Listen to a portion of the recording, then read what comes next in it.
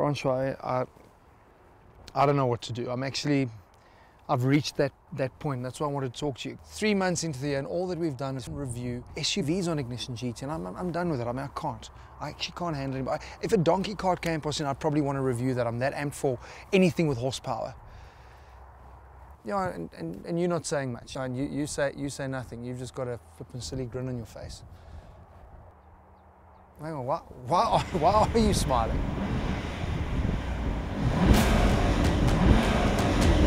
I love you. I love you. Oh, yay. Horsepower. We got horsepower. Yes.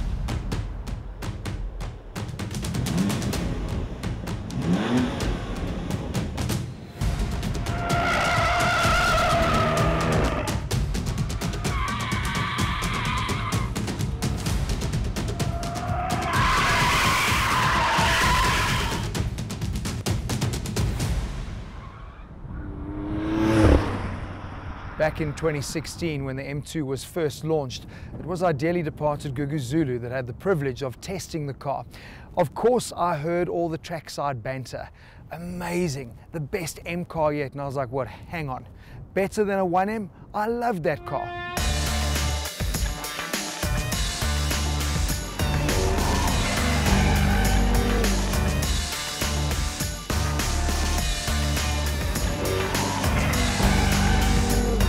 So last year at a BMW track day, I got 1 lap in an M2, and I was like, okay, this car means business. This wants to kill you. Well, the M2 is now no more. It's been replaced by a more powerful M2 competition version. I'm ready. Are you? Now, there are certain expectations I have when it comes to an M car and how it should look, and I give the subtle changes on this competition version my M stamp of approval. Up front, the M2's squat proportions and mean face are emphasized by the blacking out of the larger, more angular kidney grille. The front bumper has also been modified, larger air dams and vents in the lower lip, the big changes here. Those impressively flared wheel arches are willingly filled by those competition edition 19-inch black alloys that are shod with Michelin Pilot Sport tyres. Stopping power has been beefed up with the inclusion of the M Sport brakes. I'm not sure why you have to fork out an additional 23,000 Rand to have them though. At the rear, the black treatment continues with tailpipes, and then of course, there is the badging. Badass. The M2 competition sill plates welcome you as you slip behind the wheel and into the all-new M Sport seats, complete with illuminated M2 logos. These seats are really good and surprisingly easy to access, as they haven't overdone the bolstering. BMW have added electric adjustments and memory function to our test unit at a cost of 11,000 Rand. The inclusion of the M stripe stitching on the seat belts is a really nice touch. Awakening the beast is now done by pushing the red start button, and the multifunction steering wheel now has 2 M buttons, allowing you to manage your madness from smile to snarl at the push of a button.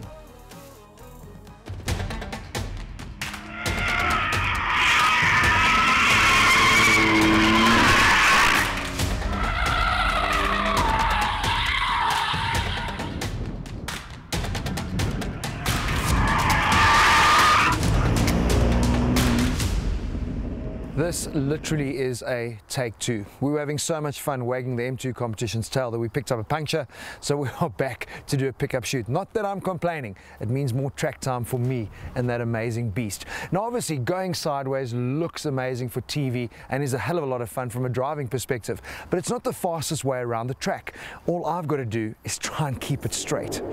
Hard.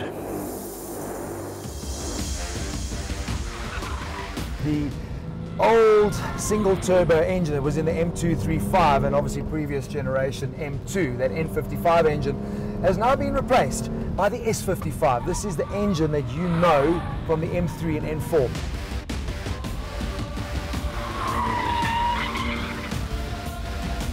So performance is obviously boosted. You're now sitting at 302 kilowatts, so that's up 30 kilowatts from the previous gen M2, and the torque is up 50 Newton meters. So you've now got 550 Newton meters. That is plenty of shove.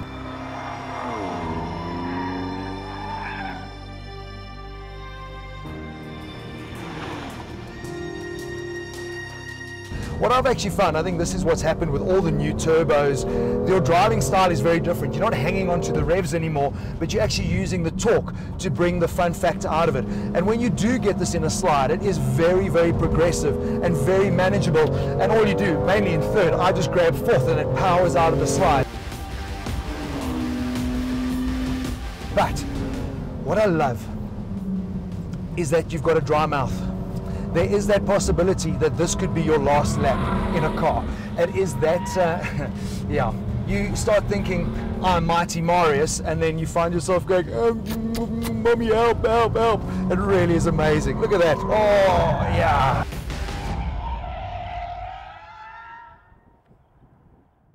What I don't want to do is wipe the smile off my face, so I'm not going to talk about the ridiculous option list on an M2 competition, things that really should be standard. So let's just leave that there. If you are interested in this car, base price for the manual, you're looking at around the 960,000 Rand mark. And if you choose a 7-speed M-DCT transmission, you just over R1 million. The exciting thing for you, if you are a performance nut, is there's a lot of good product that you get to choose from in that price point. There's the brilliant Audi RS3, choose a sedan or the hatch. Brutally fast, a little bit more understated from a styling perspective, and obviously added practicality. Also soon to be released is the A45 from Mercedes-Benz. We know that that is going to be super, super quick and probably have a better quality ride now as well. Then you can also get into another Audi, the TT RS. Wow, super, super cool. And linked up to that, the Porsche Cayman. I haven't driven the new turbo Caymans, but it was always my benchmark performance car. But there is something unique about this, and it is rear-wheel drive, short wheelbase, and a manufacturer that's made a car that actually shouldn't be allowed anymore. Where everyone dials up the safety and removes the fun factor, BMW have broken the mold, I think, with this. It's actually like playing Russian roulette. You know, you're one spin away from losing your mind.